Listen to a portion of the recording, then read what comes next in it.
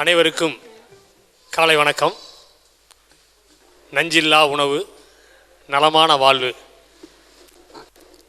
இந்த நல்ல காரியத்தை செய்வதற்காக ஒன்று திரண்டிருக்கிற பெரியவர்கள் அனைவருக்கும் திருவள்ளுவர் வாழ்வியல் பயிற்சி நடுவத்தின் சார்பாகவும், நமது உலகம் இயற்கை உளவாண்மை நடுவத்தின் சார்பாகவும், நமது உலகம் இயற்கை உணவுப் பொருள் அங்காடியின் சார்பாகவும் இருகரம் கூப்பி வருக வருக என வரவேற்கின்றேன். இப்படி ஒரு நிகழ்ச்சியை ஏற்பாடு செய்ய வேண்டும் என்று பல அன்பர்களும் ஒன்று கூடி இந்த ஊரிலே அம்பகரத்தூரிலே வந்து அணுகும் பொழுது பெரியவர்கள் அனைவரும் முதலிலே ராதாகிருஷ்ணன் ஐயாவை சந்தித்தோம். அவர்கள் இன்னென்ன பெரியவங்களெல்லாம் போய் பாருங்கள் அப்படின்னு சொன்னாங்க. நானும் ரவி அண்ணனும், சேத்தூர் ரவி அண்ணனும் மோகனும் சேர்ந்து பெரியவங்களெல்லாம் பார்த்து, ஐயா அப்படி ஒரு நல்ல காரியம் இருக்குன்னு சொன்னோன்னே அழைச்ச உடனேயே பெரியவங்க எல்லாரும் எந்த மறுப்பும் தெரிவிக்காமல் இது நல்ல காரியம் தான் சொல்லிவிட்டு எல்லாரும் வந்திருக்கு, ஒன்று கூடி இருக்கிறது ரொம்ப மகிழ்ச்சியாக இருக்குது. இப்போ மனுஷன் சந்தோஷமாக வாழ்கிறது தான் வாழ்க்கை, அதுதான் வாழ்வியல். அமைதியாக வாழணும், மகிழ்ச்சியாக வாழணும். அந்த ஒரு வாழ்க்கை முறையை நம்ம அப்படி தான் முன்னோர்கள் வாழ்ந்துருக்கிறாங்க. அந்த இப்போ இருக்கிற சில சங்கடங்கள்லாம் இருக்குது. இப்போ அந்த துன்பத்தெல்லாம் நீக்கி, கஷ்டத்தெல்லாம் நீக்கி, அந்த காரணத்தெல்லாம் புரிஞ்சுக்கிட்டு அதை கண்டுபிடிச்சி அதை களையறதுக்கான பெரிய வழிகள்லாம் முன்னோர்கள் செஞ்சுருக்கிறாங்க. திரும்பவும் அது விடாமல் நம்ம செய்ய வேண்டியிருக்கு. அந்த வழியில் சித்தரையா தஞ்சாவூரில் பெரிய அற்புதமான காரியத்தை நம்மாழ்வார் ஐயா அவர்கள் செய்யும் பொழுதே அவங்க கூடயும் ஐயாவோட நான் போயிருக்கேன். நம்மாழ்வார் கூட உட்காந்துருக்கும் பொழுதே வகுப்பு நடத்தியிருக்கிறாங்க. ஐயா என்னையா சித்தரையா, எனக்கு தெரியாத விஷயங்களெல்லாம் பல விஷயங்கள நீங்கள் சொல்கிறீங்க அப்படின்னு ஆர்வமாக கேட்டிருக்கிறார். அப்போ அவ்வளவு ஒரு அறிவியல் பூர்வமான, எதை செஞ்சாலும் அறிவுபூர்வமான காரியத்தை, மக்களுக்கு பயன்படுற விஷயத்தை செஞ்சுட்டு இருக்கிறாங்க. அவங்களே தஞ்சாவூரில் இயற்கை விவசாயம் ஒரு 30 ஏக்கரில் பண்ணுறாங்க.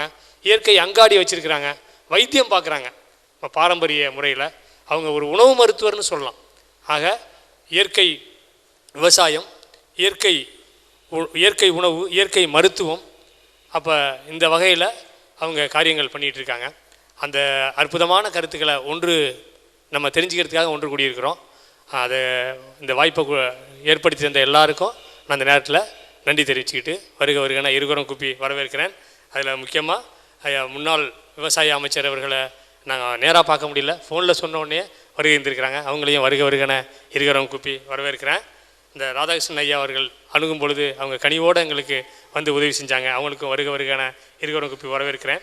அப்புறம் இங்கே மேனங்குடி எஜமான் அவங்க கணபதி பிள்ளை அவங்க நான் நேராக பார்க்கல, கேள்விப்பட்டேன், போஸ்டரில் பார்த்துட்டு வந்திருக்கேன்னு சொன்னாங்க. அவங்களையும் வருகன்னு வரவேற்கிறேன். இப்போ இன்னும் எங்கள் ட்ரெஸரியில் செல்வராஜ் ஐயா வந்திருக்கிறாங்க, அவங்களும் வரவேற்கிறேன். முன்னாள் புத்தவள்ளி ஐயா அப்துல் ரஹீம் ஐயா அவர்கள் ஃபோனில் சொன்ன உடனே கேட்டு வந்திருக்கிறாங்க, அவங்களையும் வரவேற்கிறேன். இன்னும் எனக்கு பேர் தெரியாது, நிறைய பேரை ஒவ்வொரு பேராக சொல்ல முடியல. அப்புறம் மகளிர் நீங்கள் இஸ்லாம் சமூகத்திலிருந்து நீங்கள் இவ்வளோ பேர் வந்திருக்கிறீங்க, இதை முன்னெடுத்துக்கு உங்களை வரவேற்கிறேன். இது நம்ம எல்லாருமே இந்த கருத்துக்களை தெரிஞ்சுக்கிட்டு, அது ஐயா சொன்னாங்க, கருத்துக்களை கேட்கறது மட்டும் இல்லாமல் கேள்வி கேளுங்க, நான் சொல்ல தயாராக இருக்கிறேன். இது மக்கள் விழிப்படையணும், நம்ம கஷ்டத்தை விட்டு நீங்கணுங்கிறத வந்திருக்கிறாங்க. அதனால் ஆறாமரை இருந்து நம்ம தெரிஞ்சுக்கிட்டு நம்ம பல விஷயங்களை தெரிஞ்சுக்கலாம். இதை முன்னெடுத்திருந்த அத்தனை நண்பர்களுக்கும் நன்றி கூறி விடைபெறுகிறேன். ஐயாவை அழைக்கிறேன் பேசுகிறதுக்கு. நன்றி, வணக்கம். அனைவருக்கும் எனது காலை வணக்கத்தினை பதிவு செய்கின்றேன். எனக்கு முன்னால் அமர்ந்திருக்கும் ஒரு முன்னோடி பெரியவர் ஐயா அவர்களுக்கும், இன்னும் இருக்கின்ற தனிப்பட்ட முறையில் எனக்கு பெயர் தெரியாததனால் நான் தனித்தனியாக சொல்ல முடியவில்லை. முன் மாதிரிகள் என்று சொல்லக்கூடிய அளவிற்கு இங்கு இருக்கும் பெரியவர்களை நான் நண்பர் முத்துகிருஷ்ணன் மூலமாக அறிய வந்தேன். உங்களுடன் நான் அனுபவித்து பழகி வெற்றி கண்ட ஒரு சில விஷயங்களை பகிர்ந்து கொள்ள விருப்பப்படுகின்றேன். நான் ஒரு 3 விஷயத்தை செஞ்சுக்கிட்டு இருக்கேன். இப்போ எனக்கு தொழில்கள் நிறையா, அதுலேருந்து 2004 வெளியில் வந்துட்டேன். இப்போ நான் செஞ்சுக்கிட்டு இருக்கிறது 3 விஷயம். ஒன்று இயற்கை விவசாயம். இதை 20 வருடத்துக்கும் மேலாக செஞ்சுக்கிட்டு இருக்கேன். 20 வருஷம் இப்போ தான் கிராஸ் பண்ணுறேன். இயற்கை விவசாயத்தில் விளைந்த பொருட்களை நேரடியாக ஒரு அங்காடியாக, அதுக்கு கடை வச்சு பெருசாக மவுண்ட் ரோட்டில் கடை வேணும், காரைக்காலில் கடை வேணும்னு அவசியம் இல்லை. இங்கே இருக்கிற எல்லாருமே உங்கள் வீட்டில் 2 பொருளை வச்சுட்டு தான் முன்னோர்கள் காலத்தில் செஞ்சோம். இப்போ நமக்கு ஒரு அலங்காரமாக ஒரு கடையாக வைக்கணும், எப்படி செய்யலாம் அப்படிங்கிறது சம்பந்தமாகவும் நான் செஞ்சுக்கிட்டு இருக்கிறதுனால உங்களுக்கு சந்தேகம் இருந்தால் அதையும் கேட்கலாம். விவசாயம் பண்ணியாச்சு, பொருள் நேரடியாக விற்றாச்சு, இது என்னத்துக்காக? அதில் என்ன அர்த்தம் இருக்குது அப்படின்னா, அது ஒன்று தான் உடம்பை வளர்க்குதா அல்லது உடம்பை சிதைக்குதாங்கிற விஷயம். இந்த உடம்பை வளர்க்கிறதா அல்லது சிதைக்கிறதா. A food that heals or கில்ஸ்ன்னு சொல்லுவாங்க. அது குணப்படுத்தணும் அல்லது கொல்லணும். ஒரு உணவை சாப்பிட்றதுனால இந்த உடம்பை வளர்க்கணும். உடம்பை வளர்த்தேன் உயிர் வளர்த்தேன்னு சொல்கிறது மாதிரி. அப்படி இல்லைன்னா அந்த உணவை சாப்பிட்டதுனால நம்ம நோய்வாய்ப்பட்டு மரணத்தை சந்திக்கணும். ஏதோ ஒன்று நடக்கணும். இன்றைக்கி என்ன நடக்குதுங்கிறது உங்களுக்கு நல்லா தெரியும். விவசாயம் என்பது ஒரு வேடிக்கையான ஒரு விஷயம் கிடையாது. உழவு என்பது ஏதோ முத்துகிருஷ்ணன் தோளில் போட்டிருக்க பச்சை துண்டு மாதிரி, பச்சை துண்டுக்காரர்கள் இது வாங்கின கடனை கொடுக்காத ஆளுங்க, இது ஏதோ ஒரு இழிவான தொழில், அப்படி கிடையாது. உயிர் வேணும்னா உடம்பு வேணும், உடம்பு வேணும்னா உணவு வேணும், உணவு வேணும்னா உழவு வேணும், உழவு வேணும்னா உழவன் வேணும். அப்போ உழவன் என்பவன் கர்த்தா, அவன் தான் கடையாணி, வண்டிக்கு தேருக்கு கடையாணி மாதிரி. அந்த உழவனை பற்றி நம்ம புரிஞ்சிக்கலை. அதோடைய விளைவு இன்றைக்கு நாம் அனுபவிக்கின்றோம். சரி, அனுபவிக்கின்றோம் என்று ஐயா கூட சொன்னாங்க. பிரச்சனைகளை சொல்லுகின்ற பொழுது தீர்வு வேணுமே அப்படின்னு. தீர்வாக தான் இந்த அங்காடியெல்லாம் சிறுக சிறுக தான் ஆரம்பிக்குது. இது என்னமோ மகாத்மா காந்தி காலத்தில் சுதந்திர போராட்டத்துக்கு கடற்கரை ஓரத்தில் இருட்டில் நடந்த கூட்டங்கள் மாதிரி தான் இப்போ இயற்கை விவசாயமும் இயற்கை மருத்துவமும் நடந்து வந்துக்கிட்டு இருக்கு. நண்பர் சொன்னாங்க, மருத்துவமும் செய்கிறேனே, தஞ்சாவூரில் மருத்துவம் செய்கிறேன், நான் இலவசமாக தான் செய்வேன். ஏன்னா நான் எனக்கு பேஷனேட்டாக, எனக்கு இஷ்டப்பட்டு நான் இதை செய்கிறதுனால அதுக்கு நான் பணம் வாங்குவதில்லை. இப்போ என்னுடைய பையன் இதையே முறைப்படி மருத்துவமாக படிக்கிறார், அம்மா மருத்துவம்ங்கிறது மாதிரி. அவர்களுக்கு இது ப்ரொஃபஷன். ஒரு விவசாயி நேற்று ஒரு குடும்ப சண்டையை பஞ்சாயத்து தீர்த்து வைக்கிறது கௌரவமாக எடுத்துக்கிட்டான் நம்ம முன்னோர்கள்.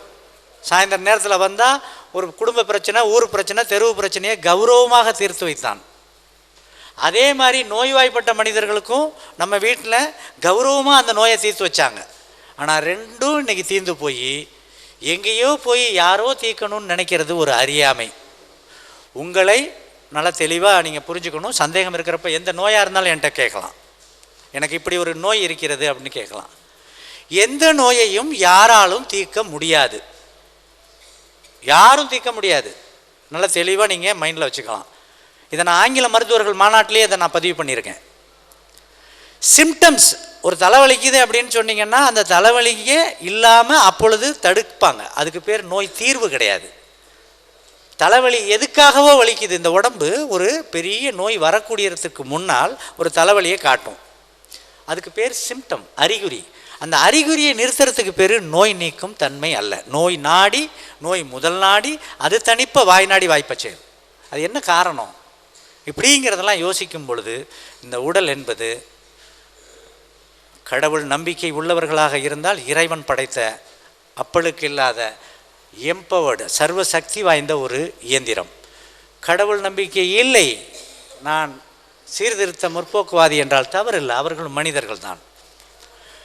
இந்த இயற்கை கொடுத்த இந்த உடல் சர்வ வல்லமை வாய்ந்த ஒரு உடல், புற்றுநோயை கூட தானே சரி செய்து கொள்ளும்.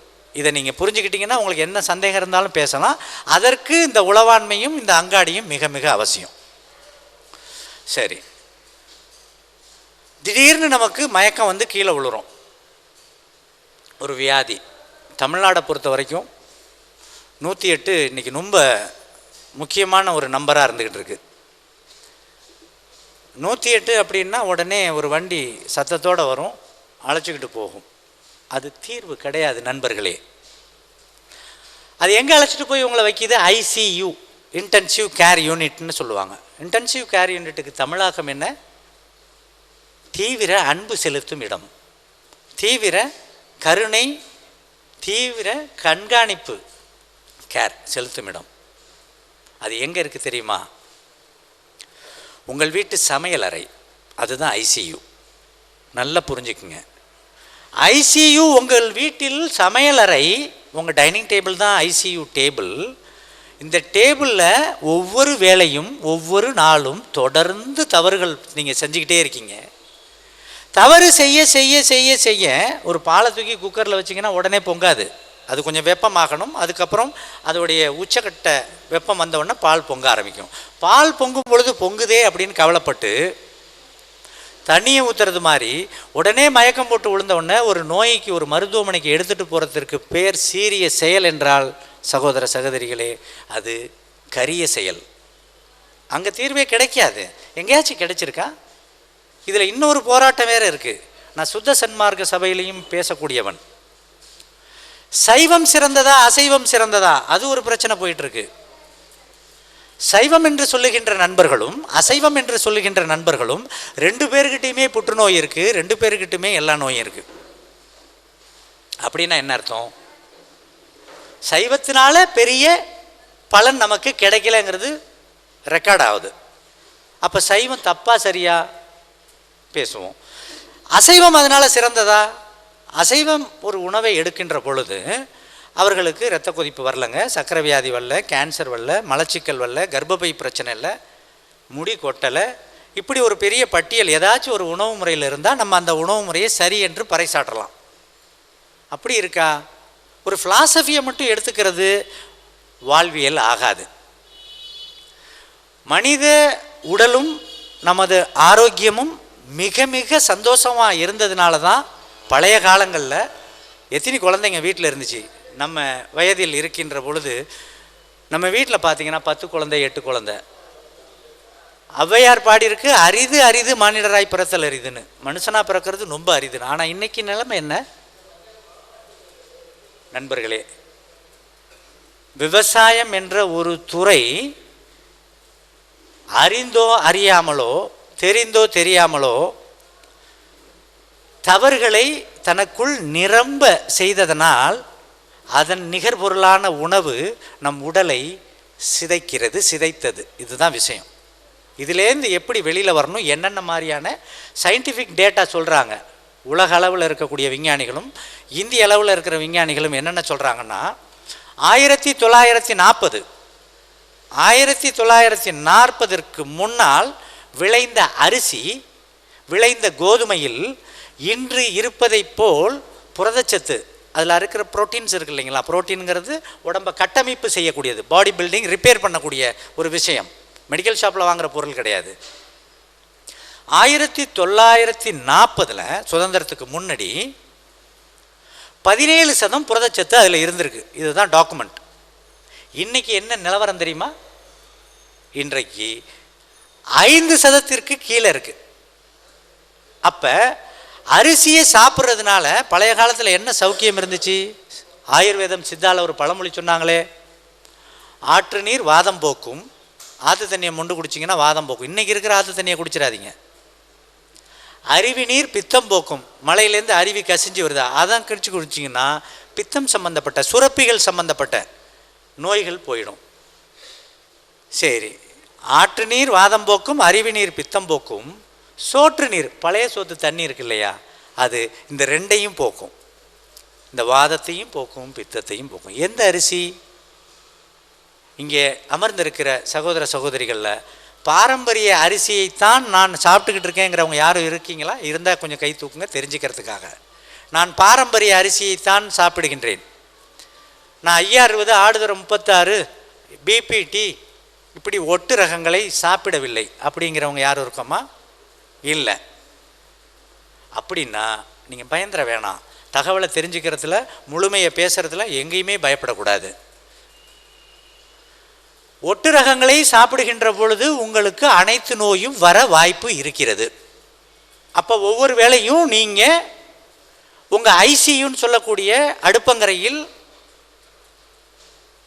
தவறுகளை செய்கின்ற பொழுது, ஒரு நாள் ஒரு பிரச்சனை வரும் பொழுது, நான் நிறைய பணம் வைத்திருக்கின்றேன், நிறைய செல்வாக்கு இருக்கிறது, எப்படியாவது என் வியாதியை போக்கிக் கொள்ளும் ஆசைப்படுகின்றேன், யாராவது இருப்பீர்களா அப்படின்னா கொஞ்சம் யோசிச்சு பாருங்கள். எந்த நோய் வந்தாலும் இந்தியாவிலேயே ரொம்ப செல்வாக்காக வைத்தியம் பண்ணிக்கிட்ட ஒரு மனுஷன்னா எம்ஜி ராமச்சந்திரன் ஐயா. அவரை மாதிரி வேறு யாருக்கும் செல்வாக்கு வைத்தியம் தரல. அவருக்கு போன விமானத்துக்கே அவ்வளவு பட்ஜெட் அப்பயே சொன்னாங்க. அந்த மனிதனையும் யாரும் காவந்து பண்ண முடியலையே. கண்ணதாசன் என்ன ஆனார்? இங்கே இருந்து வெளிநாடு போனார். சமீபத்தில் மாறன் என்ன ஆனார்? இதெல்லாம் ஏன் உங்களுக்கு நான் முன்மாதிரியாக சொல்கிறேன்னா, பணமோ பதவியோ செல்வாக்கோ நம்ம குணப்படுத்தாது. ஆனால் ஒவ்வொரு வேளையும் உங்கள் அடுக்கலையில் உங்களுக்கு விழிப்புணர்வு இருக்குமே ஆனால் உங்கள் வீட்டில் விபத்து நடக்காது. சுத்தசன்மார்க்கத்தில் சொல்லுவாங்க மரணமில்லா பெருவாழ்வுன்னு. மரணமில்லா பெருவாழ்வுங்கிறது நான் அவர்களிடமே கலந்துக்கிறது. பிறந்தது மலரும், மலர்ந்தது உதிக்கும். அகால மரணம் என்பது இருக்கக்கூடாது, அவ்வளோதான் விஷயம். மனுஷனை தவிர எல்லாம் நிரம்ப சௌக்கியமான மரணம், சந்தோஷ மரணம். ஒரு முறை நான் அவங்கள்ட்ட பேசுகிறப்பே சொன்னேன், நான் இங்கு பேச வந்தது வாழ்வதற்காக அல்ல, மகிழ்ச்சியாக சாவதற்காகன்னு சொன்னேன். அவங்க என்ன இப்படி ஒரு பேச்சை பேசிட்டீங்களேன்னு துவங்கினாங்க. ஏன்னா இன்னைக்கு எல்லாருக்குமே என்ன பயம்னா, எப்போ செத்து போயிடுவோம், எப்படி செத்து போயிடுவோம், மயக்கம் போட்டு விழுந்தால் செத்து போயிடுவாங்களா, எல்லாம் அந்த பயத்திலேயே தான் நம்ம இருக்கோம். அதோட விளைவு தான் மருத்துவமனை என்பதும் மருத்துவர்கள் என்பவர்களும் பிரமிப்பாக இருக்கிறாங்க. உளவாண்மை தோற்றுவிட்டது. மருந்து என வேண்டாவாம் யாக்கைக்கு. அழகான குரல். மருந்து என வேண்டாவாம் யாக்கைக்கு. பொய் சொல்லியிருக்க முடியாது. யாக்கைன்னு என்ன? இந்த உடம்பு. மருந்தே வேணாங்கிறாரு.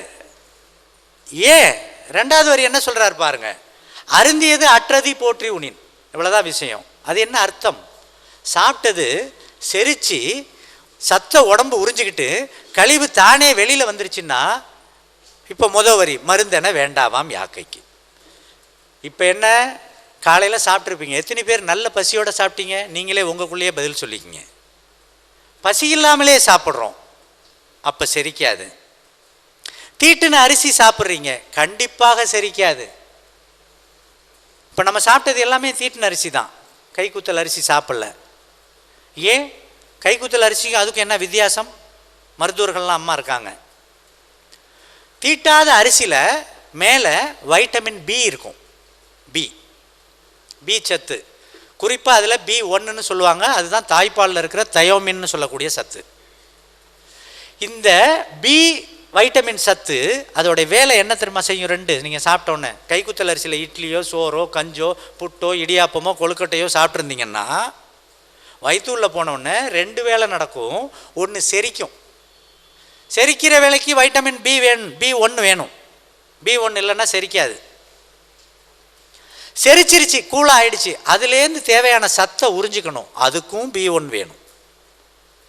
இப்போ தீட்டின அரிசியில் என்ன இல்லை? வைட்டமின் பி இல்லை. அப்போ என்ன பண்ணும்? மலச்சிக்கல் வரும், கேஸ் ஃபார்ம் ஆகும். கேஸ் ஃபார்ம் ஆச்சுன்னா குடல் பாதையில் அல்சர் வரும். அல்சரோடைய உச்சமாக கேன்சர் வரும், மூலம் வரும், பௌத்திரம் வரும், ஆசனவாய் வெடிப்பு, ஃபிஷஸ் வரும். இப்படி வியாதிகளுடைய பட்டியல்கள் நீண்டுக்கிட்டே போகுது. தீர்வு எங்கே நடந்துச்சு? தீர்வு என்ன? ஒன்றுமில்லை. எங்கே இருந்திருக்கணும்? ஐசியூ. இப்போ நான் ஐசியூன்னு சொல்கிறது உங்கள் வீட்டு அடுப்பங்கரைய, மருத்துவமனையை எடுக்க வேண்டியதில்லை. ஐசியூவில் நீங்கள் விழிப்புணர்வோடு இருந்தீங்கன்னா உத்திரவாதமாக எந்த நோயும் வராது. நீங்கள் எப்போ வேணாலும் என்கிட்டையும் பேசலாம். அம்மா இருக்காங்க, முத்துகிருஷ்ணன் இருக்காங்க, எந்த வியாதியாக இருந்தாலும் பேசலாம். தீர்வு நாங்கள் உங்களுக்கு சொல்லுவோம். நீங்கள் ஏக இறைவனின் பாலும் இயற்கையின் பாலும் உங்களுக்கு நம்பிக்கை இருக்குமே ஆனால் இயற்கை படைத்ததை, இறைவன் படைத்ததை நீங்கள் நம்பித்தானே ஆகணும். நான் அதை நம்ப மாட்டேங்க. படிக்கிறது திருக்குறளுங்க, இடிக்கிறது திருவள்ளுவர் சிலைங்களை. எப்படிங்க சாத்தியமாகும்? நண்பர்களே, ஒரு உணவின் பால் புரிதல் இல்லை என்றால் உடல் சிதைந்து விடும். அதுதான் நடந்துகிட்டு இருக்கு. இப்போ அதற்காக தான் இந்த அங்காடி.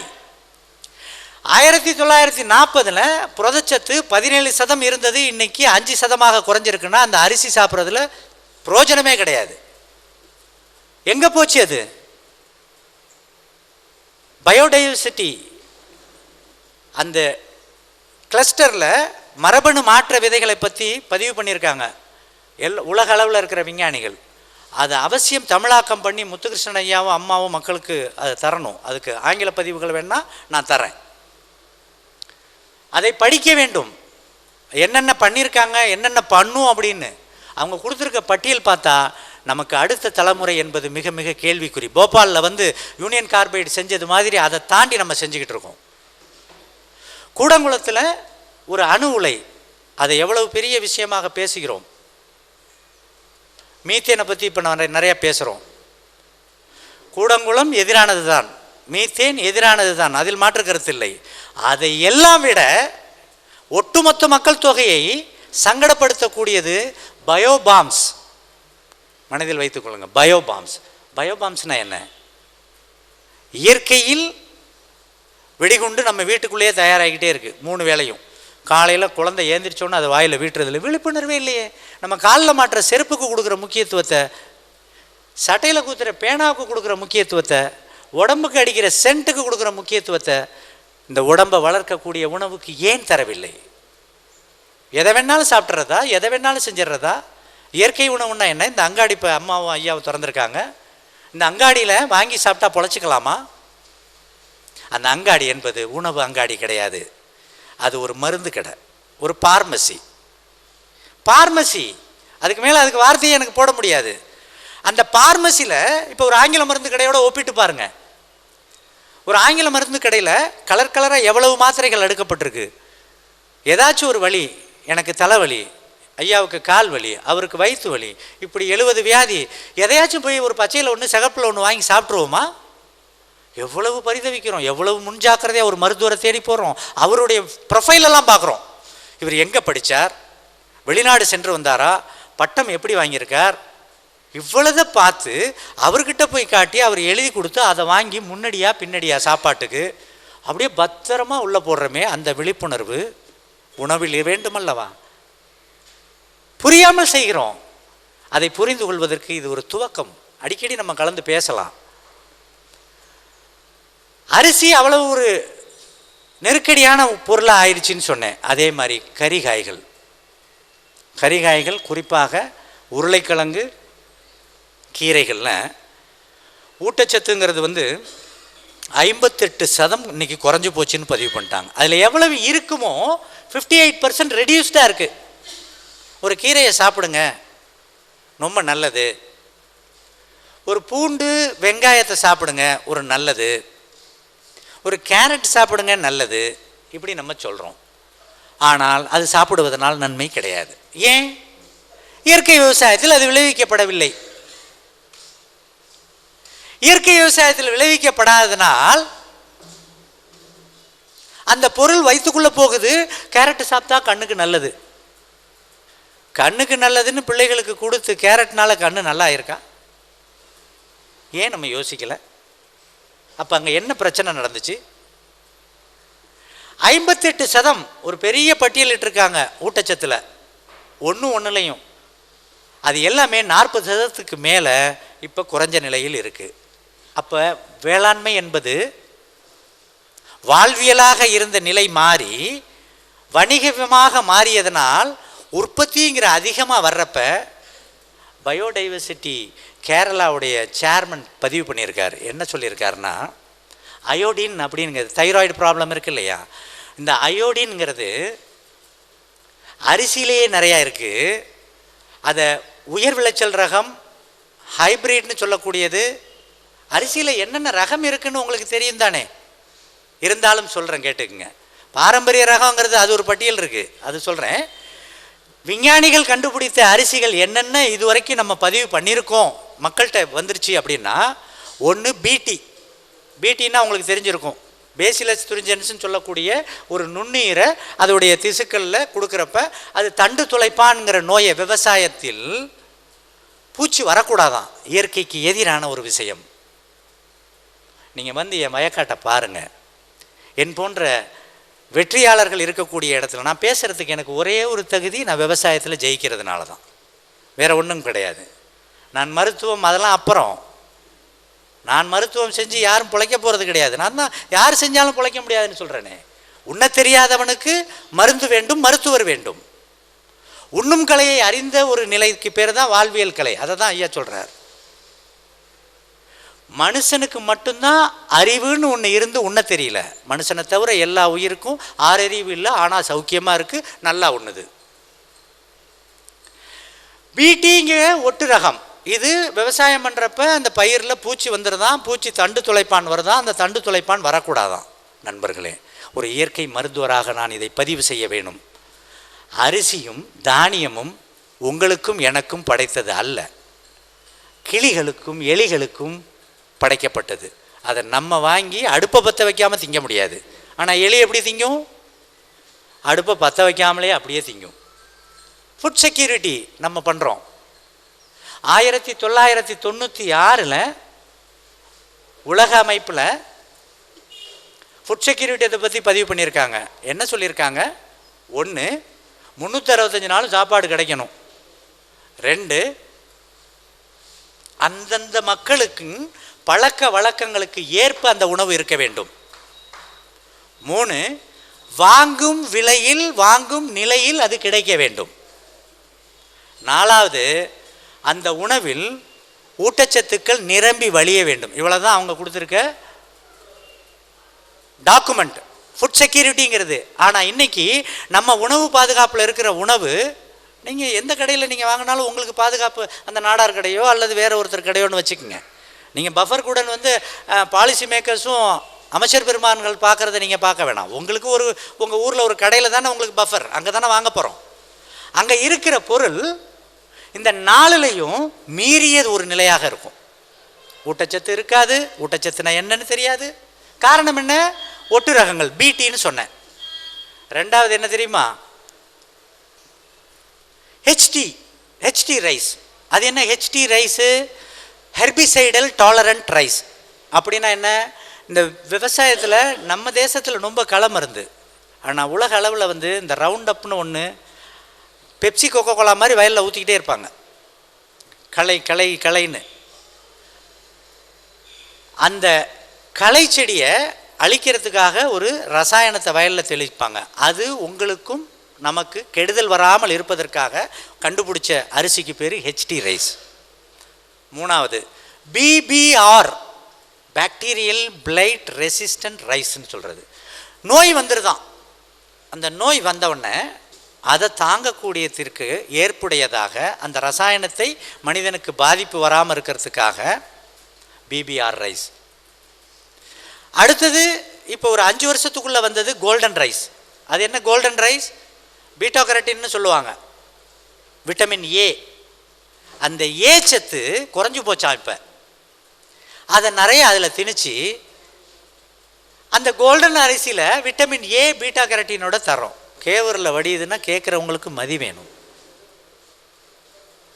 எதை கொடுத்தாலும் வாங்கி சாப்பிட்டுக்கிட்டே இருக்கக்கூடாது. லேட்டஸ்ட்டாக ஒரு ரைஸ் வந்திருக்கு. இதுதான் இப்போ சமீபத்திய கண்டுபிடிப்பு அரிசி, பார்மசூட்டிக்கல் ரைஸ். இது என்ன பார்மசூட்டிக்கல் ரைஸ் அப்படின்னா, நமக்கு உடம்பு இப்போ ஒரு கேன்சர் வருது. கேன்சர் வந்துச்சுன்னா ஆங்கில வைத்தியத்தில் மருத்துவம் கிடையாது. என்ன செய்வாங்க? ரேடியோ தெரப்பி தருவாங்க, கீமோதெரப்பி தருவாங்க, அதுக்கு மேலே சர்ஜரி, அறுவை சிகிச்சை. இந்த மாதிரியான நிலையும் வேறு வியாதிகளுக்காக நீங்கள் எடுத்துக்கிட்ட மருந்துடைய சாரம் இந்த உடலில் இருக்கு இல்லையா, அதை செயலிழக்க வைக்கிறதுக்காகவும் தொழிற்சாலை கழிவுகள், குறிப்பாக தோல், காலில் போடுற செருப்புலேருந்து இடுப்பில் கட்டுற பெல்ட்லேருந்து கையில் மாட்டுற பேக்லேருந்து இதெல்லாம் செய்கிறப்ப நிறைய ரசாயனம் இந்த காற்று மண்டலத்திலையும் மண் மண்டலத்திலையும் நீர் மண்டலத்திலையும் இருக்குது. இதை சரி பண்ணுறதுக்கும் அந்த அரிசியை எப்படி செய்கிறாங்க தெரியுமா? பார்மசூட்டிக்கல் ரைஸை நம்ம உடம்புல ஒரு உறுப்பு சத்துக்களை பிரித்து கழிவை தனித்தனியாக அக்கு வேற ஆணு வேறையாக பிரிக்கும். அது எந்த உறுப்பு? ஈரல், கல்லீரல். அந்த ஈரல்லேருந்து ஒரு திசுவை எடுத்து அதை தான் அந்த அரிசியில் வச்சு அந்த செய்கிறாங்க. எவ்வளவு அருவருப்பான ஒரு விஷயம். ஈரல்லேருந்து ஒரு திசுவை எடுத்து அரிசியிலேருந்து ஒரு திசுவை எடுத்து ரெண்டையும் இணைத்து பார்மசூட்டிக்கல் அரிசி, ஜப்பான். சரி, இந்த டெக்னாலஜிலாம் எப்போ வந்துச்சு? என்ன சோழங்காலத்தில் வந்துச்சா, சேரங்காலத்தில் வந்துச்சா, இல்லை பாபர் அக்பர் காலத்தில் வந்துச்சா? இல்லை, 2001 ஃப்ளேவர் அண்ட் சேவர்னுங்கிற டெக்னாலஜி. ஏன்னா அது சம்பந்தமான நண்பர்கள் இருந்தாலும் தெரிஞ்சுக்கணும். நீங்கள் ஃப்ளேவர் அண்ட் சேவருங்கிற டெக்னாலஜி படி ஜப்பானில் முதல் ஒட்டு ரகத்தை ஆரம்பித்தாங்க. அது எதில் ஆய்வு பண்ணாங்கன்னா தக்காளியில் தான் ஃபஸ்ட்டு. தக்காளியில் தான் முதல் ஆய்வு ஏற்படுத்தினாங்க.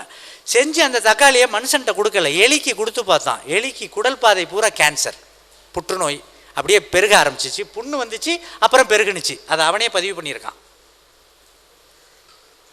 அப்போ ஒட்டு ரகங்கள் சரி, நான் பிடி சாப்பிடல, ஹெச்டி சாப்பிடல, பிபிஆர்சி சாப்பிடல, கோல்டன் சாப்பிடல, பார்மசூட்டிக்கல் சாப்பிடல, நான் 5060 ஆடுதரம் 36 தானே சாப்பிட்றேன், பிபிடி தானே சாப்பிட்றேன். அதுவும் ஒட்டு ரகங்கள். இது தாவரத்துக்கும் விலங்குக்கும் பிறந்தது. நான் முன்னாடி சொன்னது தாவர இனங்களுக்கும் விலங்கினத்திற்கும் கலப்பினம் செய்யப்பட்டது பிடி. அதுபோல் தாவரத்துக்கும் கலப்பினம் பண்ணினது தான் இந்த IR20 ஆடுதுறை 26 போன்ற ஒட்டுரகங்கள். பயோடைவர்சிட்டி, அதுதான் இப்போ ஐயாட்ட சொல்லிகிட்டு இருந்தேன். பயோடைவர்சிட்டிக்கு தமிழாக்கம் என்ன? பல்லுயிர் பெருக்கம். இது இறையின் கட்டளை.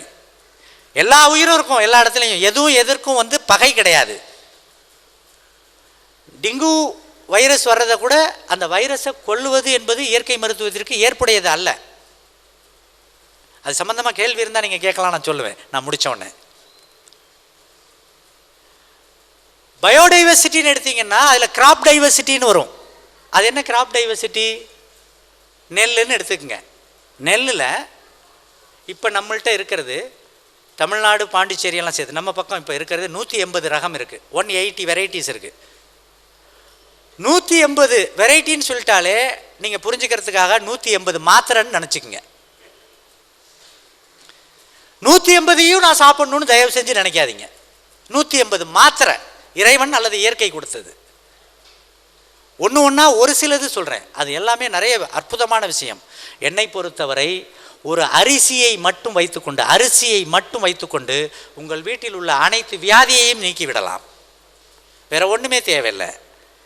லண்டன்லேருந்து ஓட்ஸ் வர வேண்டியதில்லை, லண்டன்லேருந்து ஆலிவ் வர வேண்டியதில்லை. அது இயற்கைக்கு இறைக்கு எதிரானது. ஏரோப்ளேன் இருக்கிற வச்சு தானே எடுத்துகிட்டு வந்தோம். ஏரோப்ளேன் இல்லைன்னா நம்ம எப்படி அதை எடுத்துகிட்டு வருவோம்? அப்படின்னா தான் உங்கள் இறைவன் அல்லது இயற்கை உங்கள் ஊர்லேயே ஆப்பிளையும், உங்கள் ஊர்லேயே ஆலிவ் மரத்தையும், உங்கள் ஊர்லேயே கோதுமையும் உண்டு பண்ணியிருக்குமே. ஏன் உண்டு பண்ணலை? உள்ளூர் இந்த டிராபிக்கல் சிஸ்டம், இந்த வெப்பமண்டலத்திற்கு ஏற்ப தாவர விஷயங்களை, தாவர பன்மயத்தை பெருக்கியிருக்கு. அதில் நெல் ஒன்று. நெல்லுன்னு எடுத்திங்கன்னா குறுகிய காலம் என்ன விவசாயத்துக்கு பேர் சொல்லுவோம்? குருவைன்னு சொல்லுவோம். அதை அறுத்துட்டு நட்டிங்கன்னா அதுக்கு பேர் தாளடின்னு சொல்லுவீங்க. ரெண்டும் இல்லாமல் ஒரே நடவாக நட்டிங்கன்னா அதுக்கு பேர் சம்பான்னு சொல்லுவீங்க. இதில் குள்ளங்கார்னு ஒரு ரகம் இருக்குது. இதெல்லாம் இப்போ நான் சொல்லுவது ஏன்னா, இந்த அங்காடியை இப்படிப்பட்ட ரகங்கள் வேணும்னு கேட்டிங்கன்னா அவர்களுடைய பண்ணையிலும் அல்லது தமிழ்நாடு பூரா இருக்கிற விவசாயிகள் எங்கெங்கே இருக்கோ அதெல்லாம் கேட்டு வாங்குவாங்க. நீங்கள் அதை பயன்படுத்தலாம். உடல் ஆரோக்கியம் உத்தரவாதம். குள்ளங்கார்னு ஒரு ரகம் இருக்குது. அது மலச்சிக்கலுக்கு மருந்து, சக்கரை வியாதிக்கு மருந்து. குள்ளங்கார். கருங்குருவைன்னு ஒரு அரிசி, கருங்குருவை கேன்சருக்கு மருந்து.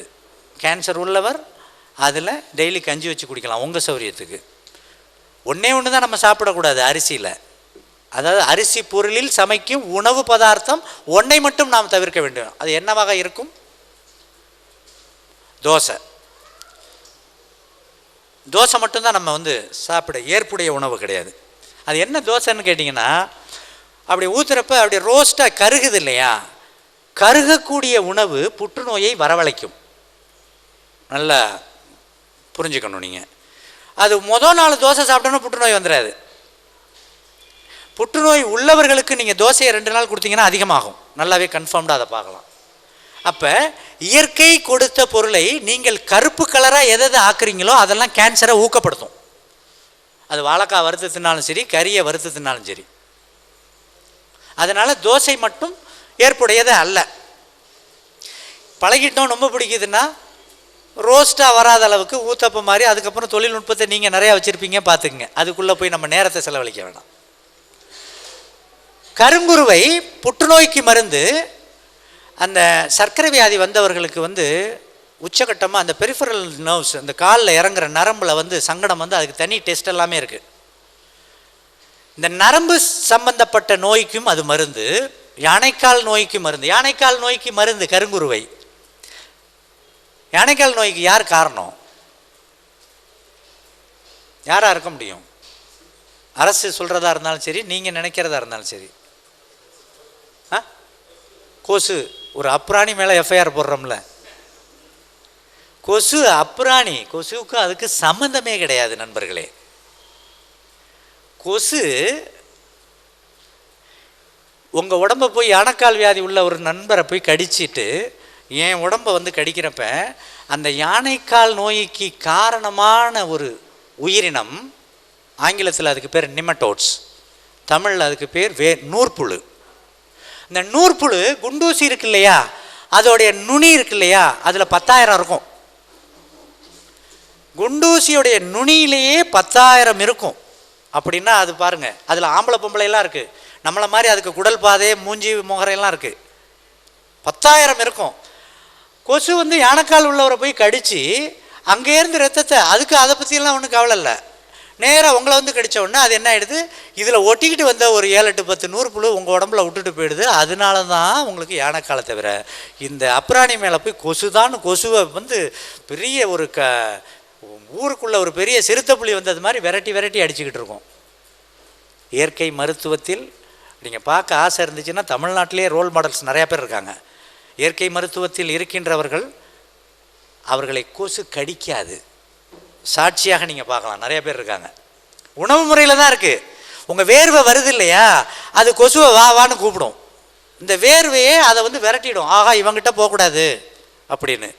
ஆனால் உணவில் தவறு இருக்கிறப்ப கொசுவை நம்மளே இன்வைட் பண்ணுறோம், வாங்கன்னு. அந்த வேர்வையை பார்த்தோன்னே கொசு வருது. கொசு வந்து இதை பெருக்கலைங்கிறது ரொம்ப மிக மிக மிக ரொம்ப முக்கியம். அது ஏன்னா ஒவ்வொரு விஷயத்திலும் ஒவ்வொரு பொருள் இருக்கிறத நம்ம உள்வாங்கணும். கருங்குருவை என்பது யானைக்கால் நோய்க்கு மருந்து. கிட்னி ஃபெயிலியர்ஸ், ரீனல் டிசார்டருக்கு கருங்குருவை மருந்து. கருங்குருவை என்பதை கஞ்சி வச்சு குடிங்க, சோறா சாப்பிடுங்க, களியாக சாப்பிடுங்க, புட்டா சாப்பிடுங்க, இடியாப்பமாக சாப்பிடுங்க, கொழுக்கட்டையாக சாப்பிடுங்க. எப்படி சாப்பிட்லாம்? ஆவியில் அவிச்சு சாப்பிடுங்க, இல்லை தண்ணியில் வெவிச்சு சாப்பிடுங்க. எண்ணெயில் வறுத்து தின்னுடாதீங்க. அரிசி அப்பளம்னு புதுசாக ஒன்று கிளம்பியிருக்கு. எண்ணெயில் வறுப்பது சுவை தரக்கூடியது, நமக்கு பழகிட்டதுனால. அதுலேருந்து வெளியில் வந்தோடனே உங்கள் பிரச்சனையை குறைக்க ஆரம்பிச்சிடலாம். இயற்கை உணவு அங்காடி என்பது ஒரு வாழ்வியல் பாடசாலை, மருந்து கிடையாது. சும்மா ஏனோ தானோன்னு. நான் 18, 19 வருஷத்துக்கு முன்னாடி நான் கடை திறந்த பொழுது என்கிட்ட ஒரு நண்பர் வந்து கேட்டார், ஆர்கானிக் ஜீனி இருக்கான்னு கேட்டார். ஜீனியே 13 ரசாயனத்தை குடிச்சிட்டு வந்த ஒரு பொருள், அதில் போய் எப்படி இருக்கும்? அப்போ ஜீனியெல்லாம் ஆர்கானிக்கில் வராதான்னார். படித்தவர், நிறைய பட்டம் பெற்றவர். இன்னொரு நண்பர் வந்து கேட்டார், ஆர்கானிக் மண்ணெண்ணெய் கிடைக்குமான்னார். மண்ணெண்ணையே ஆர்கானிக் தானே, இதையே நீ போய் தேவையில்லாமல் அதுக்கு ஒரு ஆர்கானிக்னு பேசுகிற. இது ஏன் இதை நான் சொல்கிறேன்னா, அங்காடிகளில் நிறைய தவறு வருது. சில அங்காடிகளில் தவறு பண்ணுறாங்கன்னா நுகர்வோர்களுடைய பார்வையும் முக்கியங்கிறத புரிஞ்சுக்கணும். நீங்கள் தெளிவாக இருக்கணும், ஆர்கானிக்னா என்ன. அந்த வகையில் கருங்குருவை சொன்னேன். அதுக்கு அடுத்தது மாப்பிள்ளை சம்பாங்கிறது வந்து தஞ்சாவூரில் வந்து நரம்பியல் நிபுணர் சீஃப், அவர் மெட்ராஸ் மெடிக்கல்ஸில் மருத்துவராக இருந்தார், எனக்கு நெருங்கிய நண்பர். அவர்கிட்ட நான் பேசிக்கிட்டு இருக்கிறப்போ சொன்னேன், நீங்கள் இந்த பக்கவாதம் வந்தது, கை கால் விளங்காமல் போகிறது, தொங்கி போயிடுச்சு, ரொம்ப கஷ்டமான ஒரு சூழ்நிலை, இழுத்துக்கிட்டு நடக்கிறாங்க, அதுக்கு என்ன மருந்து, எப்படி தரீங்க அப்படின்னு கேட்டேன். எனக்கு எங்கள் தெருவுக்கு பக்கத்தில் அவர், நான் அவர் அண்ணன் கூப்பிடுவேன், எனக்கு 2 வருஷம் சீனியர். அவர் இப்போ ரிட்டையர்ட் ஆகிட்டார். நிசடோபாம்னு சொல்லிட்டு ஒரு ரசாயனம். இந்த ரசாயனத்தை தான்ப்பா நான் ஊசியில் போடுவேன். ஆனால் அந்த மருந்து 100 விதமான சைடு எஃபெக்டை கொடுக்கும். அதனால நாங்கள் அதிகம் போடுறதில்ல. ஆனால் அதை தான் போட்டாலும் வேறு வழி இல்லை. எதுக்கு? பக்கவாதத்துக்கு. சகோதர சகோதரிகளே, அவர் ஊசியில் சைடு எஃபெக்ட் வரும்னு சொன்னார் இல்லையா மருந்து, அந்த மருந்து நிரம்பி வழியிறது மாப்பிள்ளை சம்பாலை. இயற்கை கொடுத்துருக்கு அந்த ரசாயனம். இதுக்கு சைடு எஃபெக்ட் 1% கூட கிடையாது. காரண பெயர் என்னது? மாப்பிள்ளை சம்பா, மாப்பிள்ளை மாதிரி வச்சுக்கக்கூடியதான். இன்றைக்கி சின்ன பிள்ளைகளுக்கே தாம்பத்தியத்தில் வந்து ரொம்ப சோர்வடைந்து இல்லறம் கசந்து துறவரத்துக்கு போகிற ஸ்டேஜில் நிறையா பேரை நான் பார்த்துக்கிட்டு இருக்கேன். இந்த மாப்பிள்ளை சம்பாவை வாரத்துக்கு 1 நாள் 2 நாள் ஒரு சோறு வடித்து, இல்லை கஞ்சி வச்சு, இல்லை ஒரு புட்டு செஞ்சு சாப்பிட்லாம் தானே. மாப்பிள்ளை சம்பா விவசாயம் பண்ணக்கூடிய விவசாயி உங்கள் ஊருக்கு பக்கத்துலேயே இருக்காங்க. நம்ம முத்துகிருஷ்ணன் ஐயாவே பண்ணியிருக்கார். அவங்க வயல்லையே மாப்பிள்ளை சம்பா இருக்குது. அதுலேயே இதை நான் கேள்விப்பட்ட உடனே அதையே 3 வேளையும் சோறு சமைச்சு திங்கணும்னு தயவு செஞ்சு அப்படி நினைக்காதீங்க. அரிசியை 2ஆக பிரிச்சுக்குங்க. ஒன்று வயிறை நொப்புறது, ஃபில்லிங் மெட்டீரியல். இன்னொன்று ஹீலிங் மெட்டீரியல், நோயை தீக்கிறது. அப்படி பிரிச்சுக்குங்க. ஹீலிங்குன்னு சொல்கிறத ஒரு அரிசியை வாங்கி பவுட்ரு பண்ணி அதில் என்னென்ன சேர்க்கணுமோ சேர்த்து ஒரு ஹார்லிக்ஸ் போன்விட்டா மாதிரி வச்சுக்கோங்க. 2 ஸ்பூன் கஞ்சி மாதிரி குடிங்க. ஒரு பழசாரில் போட்டு குடிங்க. ஒரு குழம்பு வைக்கிறீங்க, ஒரு கூட்டு வைக்கிறீங்க, இதில் 2 ஸ்பூன் அதில் தூக்கி போட்டுக்கலாம். ஒரு சவுச்சவ் கூட்டு, வெள்ளரிக்காய் கூட்டு, புடலங்காய் கூட்டு பண்ணுறீங்க, இதில் 2-3 ஸ்பூன் அதில் போட்டு கிளறிக்கிட்டால் என்ன வெள்ளைக்காரனை நீங்கள் பார்க்கணும். வெள்ளைக்காரன்ட்ட நல்ல விஷயம் என்னென்னா தேசபக்தி. அவங்ககிட்ட அது மட்டும்தான் சிறப்பு. அவன் நாட்டுக்காகவும் அவன் மக்களுக்காகவும் ரொம்ப சிறப்பாக இருப்பான். அதுக்காக யாரை வேணாலும் பலி கொடுப்பான். ஆனால் நம்ம எல்லா விதத்துலேயும் நல்லவர்கள், நமக்கு தன் பக்தியே கிடையாது, அப்புறம்ல தேசபக்தி. அதனால தானே தன்னை அறிய தனக்கு ஒரு கேடு இல்லைன்னு பதிவு பண்ணியிருக்கார். நம்மளையே நம்மளை பாதுகாத்துக்க தெரில, அப்புறம் நான் எப்படி என் புள்ள குட்டியை, என் ஊரை, இந்த மக்களை? சாத்தியமே கிடையாது. வெற்றவன் காலக்கிட்டே மேய்ஞ்சிக்கிட்டு இருக்கிற ஆடு மாதிரி நம்ம இருந்துக்கிட்டு இருக்கோம். யார் காக்குறாங்கன்னே தெரியல. நீலஞ்சம்பா, குழியடிச்சான், இந்த 2 அரிசியை நினச்சிக்கங்க. குறிப்பாக தாய்மார்கள் நம்ம மனசில் வச்சுக்கோங்க. நீலஞ்சம்பா, குழியடிச்சான். குழியடிச்சானுக்கு இன்னொரு பேர் இருக்குது, குழிச்சான். குழிக்குள்ளே குளிச்சு வெளியில் வருமா, அதான் குளிச்சான்னு அதுக்கு ஒரு பேர் இருக்குது. குழி அடித்தான், நீலஞ்சம்பா. இது என்னன்னு கேட்டிங்கன்னா, இன்றைக்கி ஒரு பெரிய துரதிர்ஷ்டம். அம்மாவும் இருக்காங்க, அவங்க மருத்துவத்துறை சார்ந்தது தான். குழந்தை பெற்றுக்கிற பெண்களுக்கு அந்த பிள்ளைக்கு போதுமான தாய்ப்பால் அந்த அம்மா கிட்ட சுரக்கிறது இல்லை. இது ஒரு முக்கியமான ஒரு துரதிர்ஷ்டம். இதுக்கு என்ன காரணம்? ரோட்டில் தெரிகிற நாய்க்கு கூட, இப்போ நான் வர்றப்போ இந்த இந்த அம்பகரத்தூருக்கு முன்னாடி பார்க்குறேன், ஒரு 6-7 நாய், ஒரு நாய் படுத்துருக்கு, அது மடியில் பால் குடிச்சிட்ருக்கு. எனக்கு அப்படியே அந்த காரை தாண்ட முடியல, அந்த கண்கொள்ளா காய்ச்ச. ஒரு பிள்ளைக்கு பால் கொடுக்க முடியல நம்ம மக்கள். அப்படின்னா என்ன காரணம்? பால் கொடுப்பதற்கு முக்கியமான சத்து உடலில் இருக்க வேண்டியது சுண்ணாம்பு சத்து, கால்சியம். கால்சிய சத்து என்ன ஆகுதுன்னு கேட்டிங்கன்னா, ஆரம்பத்தில் சொன்னேன், தீட்டின அரிசியில் என்ன சத்து இல்லைன்னு சொன்னேன், பி. 2வது, இந்த கார்போஹைட்ரேட்னு ஒன்று சொல்கிறோம் இல்லையா, மாவு சத்து அரிசியில் இருக்கு இல்லையா, அதை அரிசியை சாப்பிட்ட உடனே மெட்டபாலிசம்னு ஒன்று ஆங்கிலத்தில் சொல்லுவாங்க, தமிழில் அதுக்கு பேர் வளர்சிதை மாற்றம். அந்த வளர்சிதை மாற்றம் நடக்கிறப்ப என்ன சத்து இருந்தால் கார்போஹைட்ரேட் எனர்ஜியாக மாறும்னா, சுண்ணாம்பு சத்து இருந்தால் தான் மாறும், இல்லைன்னா மாறாது. கொஞ்சம் புரிஞ்சுக்கிட்டிங்கன்னா அது, ஏன்னா இது சாதாரண விஷயம், இதை நம்ம எல்லாரும் புரிஞ்சுக்கணும். சுண்ணாம்பு சத்து தீட்டியாச்சுன்னா அதில் கிடையாது அந்த அரிசியில். அந்த அரிசியை சாப்பிட்டிங்கன்னா உள்ளே போய் கார்போஹைட்ரேட் செரிக்கிறதுக்கு கால்சியம் வேணும். கால்சியம் இல்லைன்னா எனர்ஜி ரிலீஸ் ஆகாது. பைருவிக் ஆசிட்னு சொல்லி உடம்புக்குள்ளேயே ஒன்று தங்கும். எப்போ பார்த்தாலும் சோர்வாகவே இருப்பாங்க. நிறைய பேரை நீங்கள் பார்க்கலாம், ரொம்ப டல்லாகவே இருக்காங்கங்க, சாப்பிட்டுக்கிட்டே இருக்காங்க. காரணம் என்ன? கால்சியம் இல்லாதனால உடம்புல பைருவிக் ஆசிட் ஜாஸ்தி சுரந்து டல்னஸ் வந்துடும், ஃபேட்டிக்னஸ் வந்துடும். இந்த கால்சியம் சத்து அங்கே இல்லாததுனால அந்த வளர்சிதை மாற்றத்துக்கு தேவையான கால்சியத்தை எங்கேருந்து எடுக்கும் தெரியுமா? உங்கள் எலும்பு மண்டலம். ஏற்கனவே நம்ம உள்ளுக்குள்ளே உடம்புக்குள்ளே ஒரு எலும்பு கூடு இருக்கு இல்லையா, அந்த எலும்புலேருந்து ஒவ்வொரு வாட்டியும், காலையில் என்ன சாப்பிட்டோம்? காலையில் என்ன சாப்பிட்டீங்க? இட்லி. மத்தியானம் என்ன சாப்பிட போகிறீங்க? சோறு. ராத்திரி என்ன சாப்பிட போகிறீங்க? ஏதோ அதிலே ஒன்று தோசை. இது எல்லாம் எதில் செஞ்சது? அரிசி. தீட்டினதா தீட்டாததா? தீட்டினது. அப்போ உங்கள் எலும்புலேருந்து ஒவ்வொரு வேலையும் சுண்ணாம்பு சத்தை எடுத்துக்கிட்டே அதை செஞ்சுக்கிட்டே இருக்கும். உங்கள் எலும்பு கிராஸ் செக்ஷன் பண்ணுவாங்க விஞ்ஞானிகள், ஸ்கேல் போட்டு 2.5ன்னு போடுவாங்க. அதை கூட இப்போ 2ஆக கன்வெர்ட் பண்ணிட்டாங்க, மருந்து விற்கலைன்னு. புள்ளி விவரங்கள் நிறைய இருக்குது. யாரும் மறுத்து பேச முடியாது. உண்மைகளை எப்படி மறுக்க முடியும்? இந்த எலும்புச்சத்தில் இருக்கிற சுண்ணாம்பை ஒவ்வொரு வேளையும் அது எடுத்துக்கிட்டே வந்துக்கிட்டே இருக்கு. ஒரு நாள் நீங்கள் சோர்வாக இருப்பீங்க, அல்லது ஒரு ஃப்ராக்சர் ஆகிருக்கும், தடுக்கி விழுந்திருப்பீங்க. 60 அடியிலேருந்து கீழே குரங்கு விழுவுது. நேஷ்னல் ஜியாகிரஃபி பார்த்தீங்கன்னா உளுந்தோடனே 2 ஆட்டு இப்படி ஆட்டிட்டு சுற்றி முற்றி பார்த்துட்டு பிரமாதமாக போடுது. இந்த பெட்ரூமுக்குள்ளே இருக்கிற டாய்லெட்லேருந்து அப்படி வர்றப்ப லைட்டாக கால் அப்படின்னொன்னே மல்டி ஃப்ராக்சர் நமக்கு. அது அவ்வளோ தூரத்துலேருந்து விழுவுது, ஒன்றும் ஆகலை. அந்த ரோல் ஆன் பண்ணும் பாருங்கள், அந்த சிங்கமும் அல்லது புலியும் மானும் உளுந்து பெறலும் சைடில் கிலோமீட்டர் ஸ்பீடு போடுவான். நீங்கள் அந்த டிவியில் பார்க்கலாம், 160, 165, 170 இருக்கும். 170 கிலோமீட்டர் ஸ்பீடில் போய் அப்படி உளுந்து 2ம் பெறலும் அப்படி சிலப்பும். இது இங்கே பார்க்கும், அது அங்கே பார்க்கும், திரும்பி போயிட்டே இருக்கும். ஃப்ராக்சர் இல்லை. நமக்கு இப்படி என்ன சார்? ஹேர்லைன் கிராக்காம். ஏன்? ஒவ்வொரு வேளையும் உங்கள் எலும்புலேருந்து என்ன செலவாயிருக்கு? கால்சியம். ஏன்? தீட்டின அரிசி. தீட்டின அரிசி தின்னா என்னென்ன லிஸ்ட் ஆஃப் டிசீஸ் கொடுத்துருக்காங்க விஞ்ஞானிகள்னா, கேன்சர்லேருந்து, குடல் கேன்சர்லேருந்து, எலும்பு கேன்சர்லேருந்து ஒரு பெரிய பட்டியல் கொடுத்துருக்காங்க. இந்த வியாதிக்கு மூல காரணம் எது? தீட்டுனா அரிசி. அப்போ தீட்டாத அரிசி சாப்பிடணும்னு சொன்னோடனே நான் 2வது 3வது கூட்டம் போகிறப்ப அங்கே இருக்கிற பெண்கள் ஆண்கள் பேசுவாங்க, ஐயா நீங்கள் சொன்னீங்க அதை அப்படியே பிடிச்சிட்டு செஞ்சோம், அதில் ஒரு பிரச்சனை வந்துருச்சு. என்ன வந்துச்சு? ஒன்று, பிள்ளைங்க வீட்டுக்காரர் நான் எல்லாம் சாப்பிட்றப்ப சவுக்கு சவுக்குன்னு மிதி வாங்குது, மெல்ல முடியல.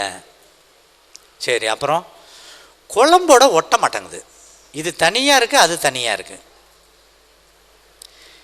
இதெல்லாம் பிரச்சனை கிடையாது. இதிலேருந்து எப்படி அடுத்தது வரணுங்கிறத நீங்கள் பார்த்தீங்கன்னா, உங்களை போன்ற பெண்களும் இங்கே இருக்கும் ஆண்களை போன்றவர்களும் நிறைய பேர் இதில் வெற்றி கண்டு விட்னஸ் பண்ணுவாங்க.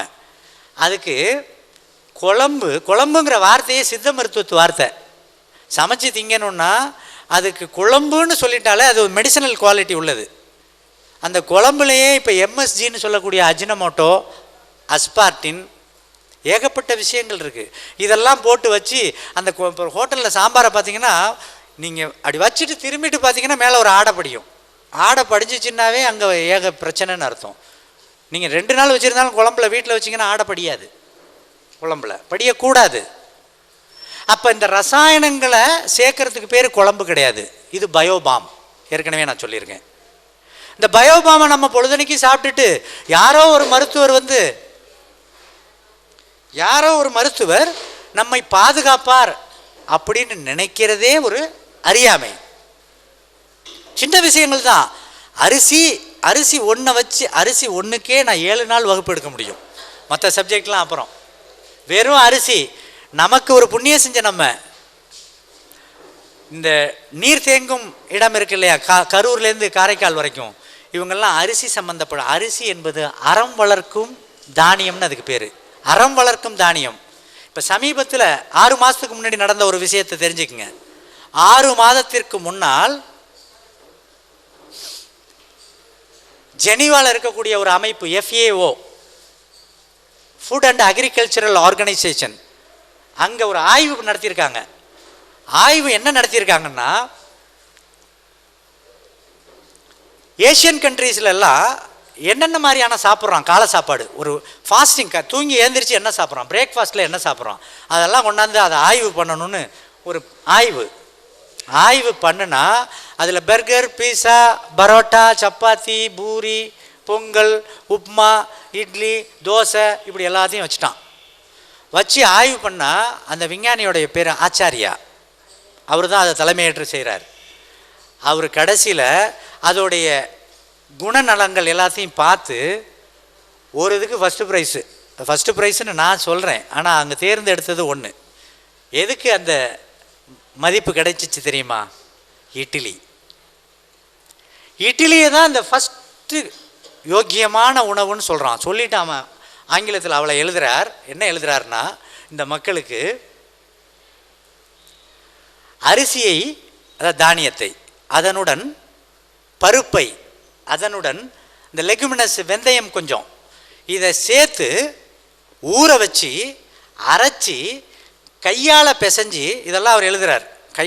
ஏன்னா கையால் பிசைகிறதுல 2 விஷயம். இஸ்லாமியர்கள் சாப்பிட்டுட்டு விரலை சூப்புவார்கள், பிராமணர்களும் அதை செய்வாங்க.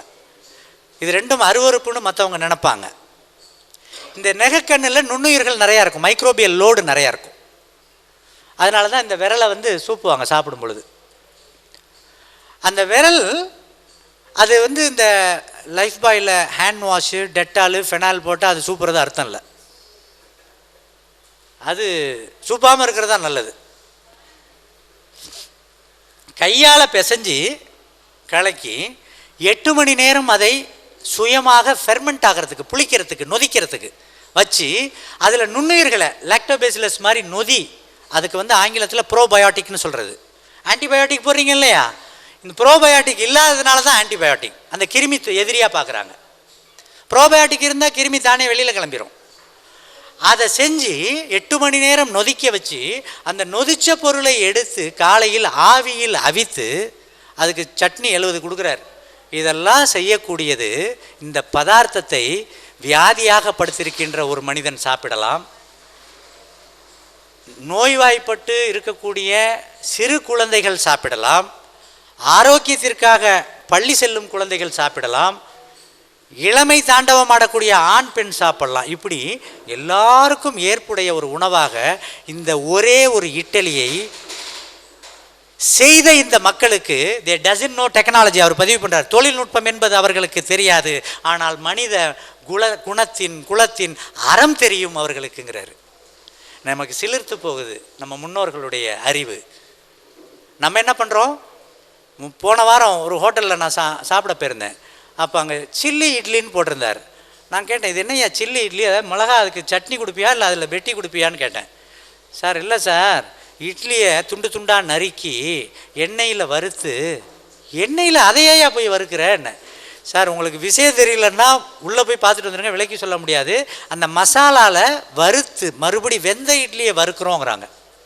அப்போ என்ன வரும்? கருகுனுச்சுன்னா என்ன வரும்?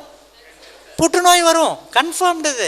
இதையே இது நம்ம ஒன்று செஞ்சுட்டு பொழுதன்னைக்கு நம்ம வறுத்து காலையில் பார்த்தா போண்டா வடை. ஒரு கொழுக்கட்டை இல்லை, தஞ்சாவூரில் ஒரே ஒரு கடை இப்போ உருவாயிருக்கு, கலெக்டர் பங்களாவுக்கு பின்னாடி. அம்மா அவங்க வீடுக்கு போகிறதுக்கு இப்போ போகிற வழியில் இருக்குது. அங்கே தான் இப்போ கொழுக்கட்டையெல்லாம் வைக்க ஆரம்பிச்சிருக்காங்க. நிறைய விஷயங்கள். அவள் தின்னீங்களா அப்படின்னு கேட்டால் ஆயுத பூஜை இன்னும் வரலங்க, இல்லைன்னா ஆயுத பூஜை அடுத்த வருஷங்கிறாங்க. அவள் திங்கிறதுக்கு பிள்ளைக்கு என்னம்மா காலையில் உணவு கொடுத்தீங்கன்னு சொன்னால் நான் கார்ன்ஃப்ளேக்ஸ் கொடுத்தேங்கிறாங்க. கார்ன்ஃப்ளேக்ஸ்னால் என்னது? கான்னா என்ன? சோளம். ஃப்ளேக்ஸ்னா என்ன? அவள். சோளத்தில் வச்ச அவள். சோளம் யாருன்னு? எந்த நாட்டு உணவு? எந்த நாட்டு தானியம்? அமெரிக்க தானியம். அமெரிக்க தானியத்தில் அவள் திங்க அறிவு வளர்ந்து விட்டது. நம் நாட்டு தானியமான நெல்லை ரைஸ் ஃப்ளேக்ஸ். ரைஸ் ஃப்ளேக்ஸா? அது என்னது? அவள். ஓ, அதுக்கு பேர் தான் அவளா? அவள் தினசரி சாப்பிடுவீர்களே ஆனால் உங்களுக்கு இதய நோய் வராது, ஹார்ட் அட்டாக் வராது. என்ன காரணம்? அதில் ஒரைசனாலுங்கக்கூடிய எண்ணெய், குறிப்பாக மாப்பிள்ளை சம்பா. மாப்பிள்ளை சம்பாவில் அவளை எண்ணெய் சத்து இருக்கு. அந்த அவளை எப்படி சார் சாப்பிட்றது? நமக்கு டெக்னாலஜி தெரியல. 1500 இயற்கை உணவை அடுப்பை பற்ற வைக்காமல் செய்யலாம். போன வாரம் கும்பகோணத்தில் இந்த வாசவி கிளப்னு ஒன்று இருக்கும், அது ஒரு இனத்தாரின் சபை. அதில் சிறப்பு சொற்பொழிவுக்கு என்னை கூப்பிட்டுருந்தாங்க. அந்த நண்பர் சொன்னார், நீங்கள் பேசுகிறது மட்டும் வேணாங்கய்யா, நீங்கள் பேசுகிறத மதிய உணவாகவே நாங்கள் தரணும்னு ஆசைப்பட்றோம், அதுக்கு ஏற்பாடு பண்ணுங்கன்னு. அங்கே அடுப்பு இல்லாத சனவை 15 ரகம் கொடுத்தோம். அந்த பெண்கள் எல்லாம் அதிர்ந்து போயிட்டாங்க. இதெல்லாம் சமைக்கலையா? அடுப்பில் வைக்காமலா? தயிர் சாதம் கொடுத்தோம், அடுப்பில் வைக்காமல். தயிர் சாதத்திலேருந்து சாம்பார் சாதத்திலேருந்து கொடுத்தோம், நிறைய கொடுத்தோம். அப்போ அடுப்பு இருந்தால் தான் சமைக்கணும் அப்படின்னு நினைக்கிறதே.